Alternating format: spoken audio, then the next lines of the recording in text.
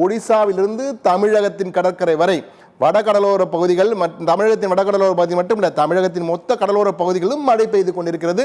இந்த மழையானது எவ்வளவு நாள் பெய்யும், எவ்வளவு நேரம் பெய்யும் என்பது குறித்த தகவல் நமக்கு கிடைத்திருக்கிறது. மிக முக்கியமானது, சென்னை உட்பட 8 மாவட்டங்களுக்கு கனமழை எச்சரிக்கை இன்று மாலை வரை இருக்கிறது. கனமழை திடீர் என்று பெய்யும். அவ்வப்போது கனமழை பெய்தாலும் தூறல் மழை தொடர்ந்து கொண்டே இருக்கும் இன்று மாலை வரை. ஏனென்றால் இன்று மாலை தான் கரையை கடக்கப் போகிறது புயல். அந்த புயல் எப்படி கரையை கடக்கப் போகிறது என்பதை பார்ப்போம். தற்பொழுது இங்குதான் புயல் கரையை கடக்கப் போகிறது. இந்த இடம்தான் புயல் கரையை கடக்கும் பகுதி. இன்று மாலை 5:30 மணியிலிருந்து 6 மணிக்குள்ளாக புயல் கரையை கடக்க தொடங்கும்.